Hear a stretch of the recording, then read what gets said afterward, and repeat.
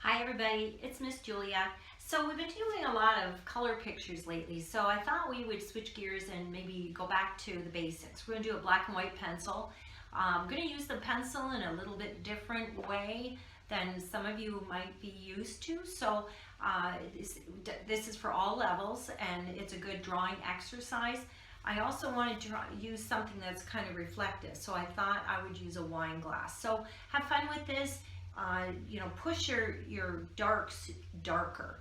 A lot of people will stop at that mid-tone. Don't be afraid of the dark. Okay, go ahead and put those deeps in and try and get as many shades of gray in there as you can. Okay, have fun. Okay, I'm just starting with a sheet of paper from a sketchbook because I want something that has a bit of tooth to it, not too slippery. And we're going to do a graphite picture of a wine glass because that wine glass is very reflective. So what I'm going to do is I'm just going to dust my sheet first with some graphite. So this is just a graphite stick. You can use the side of your pencil, but it's just this lead that's in the graphite stick is 4B, so it's a little softer, and so it gives the appearance of being darker. Just going to wrap my finger with a Kleenex, and I'm just going to rub it in. I'm just going to do a vignette. Doesn't have to go to the edges of the sheet, and I'm just going to give it kind of a half tone to start. So instead of doing a drawing, what I'm going to do is I'm going to draw with my eraser. I'm going to start off with a half tone. I'm going to look at my wine glass, and I'm only going to start placing in my highlights. So I'm just starting with highlights. Just getting the hips of the wine glass. So it's like drawing the wine glass with a pencil, but you're only concentrating on the light and how the light affects the glass. Now I'm just doing this with a pink pearl eraser. And the only reason why is because it has a nice little edge on it.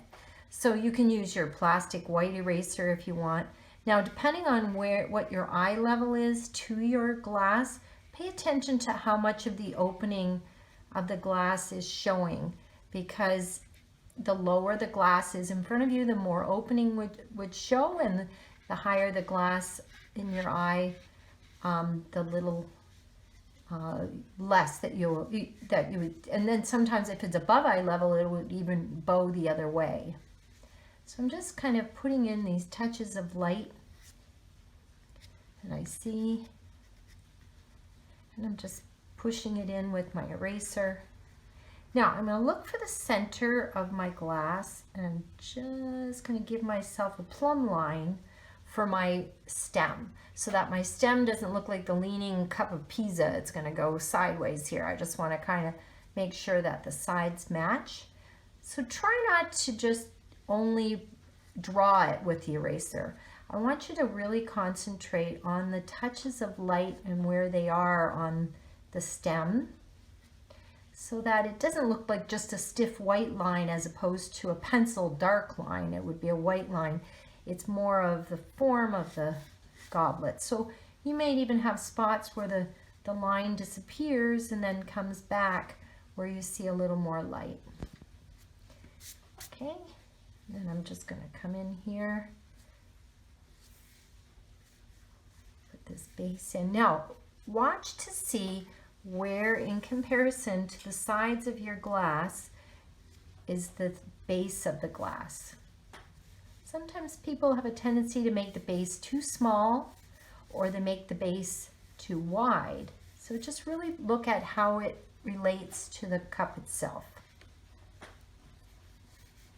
Now, in something that's reflective, a lot of times what you'll notice is in your surface where you would normally have a shadow, you're going to get highlight in your shadow as well, because it's see-through and that light is kind of showing in your reflection into the shadow. Okay, so now once I've done that, I'm going to go in with my dark.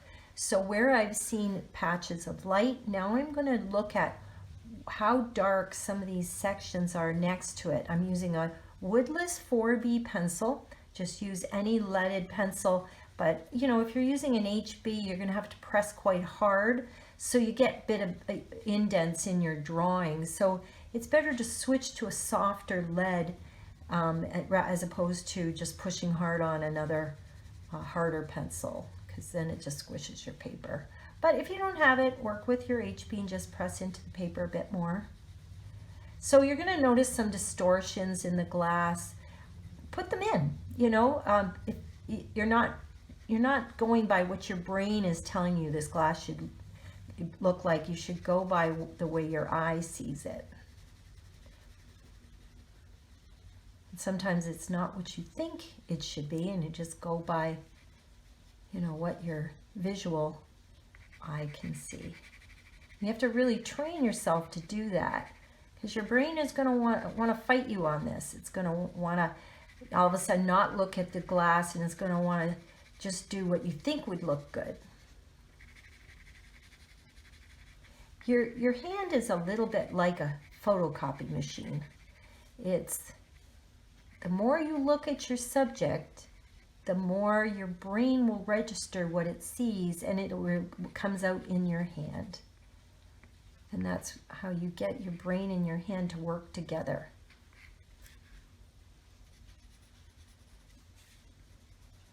And you just, sometimes you'll see real dark spots, then all of a sudden it lightens up, and then all of a sudden you might see it get dark again. And it depends on what's in behind the glass. Sometimes you pick up things through the glass. You could put liquid in it if you want.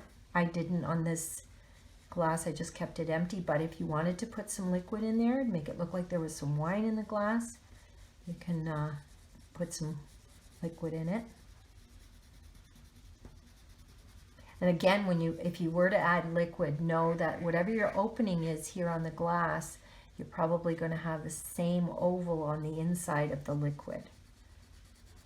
So again, on my base, I'm going with trying to keep some of those bands of highlights and dark shadows.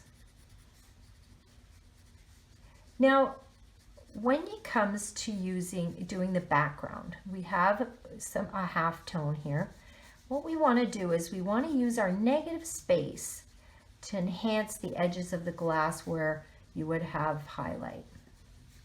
So where I want to bring it out, I don't want it to look like a halo. I'm going to take my pencil on its side, and I'm going to actually darken my background in random places here and feather it out. So what you don't want is line. The line is formed where shadow meets highlight. So you just want to you don't want it to look like you've outlined, you just want to enhance things. So you can take your Kleenex if you want, or a blending stump, or just keep it the natural line. You can just fade that out randomly, and it also gives you a feeling of a light source.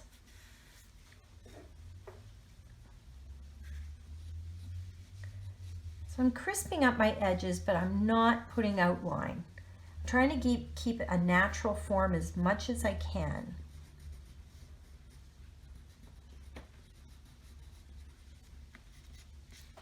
So I've got a nice highlighted edge over here. Now, you don't want it to look like a halo. You gotta be careful that the dark edge that you put on here doesn't become like a halo where it looks purposeful. We want it to look natural. So I'm just working it into the texture of my background without looking like I've just haloed around everything.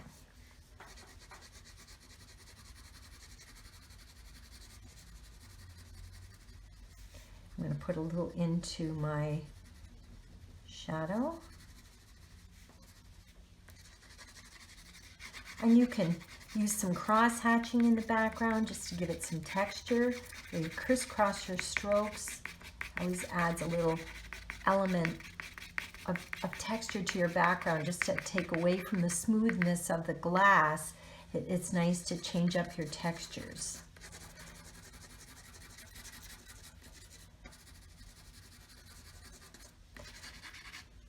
Anyway, I'm going to leave it at that, and I'm going to just putz on it for a few more minutes, and I'll let you go ahead and give it a try.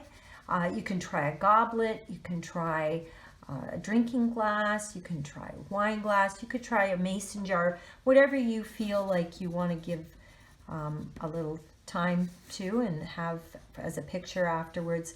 But something see-through and reflective is a good thing to practice your shading on.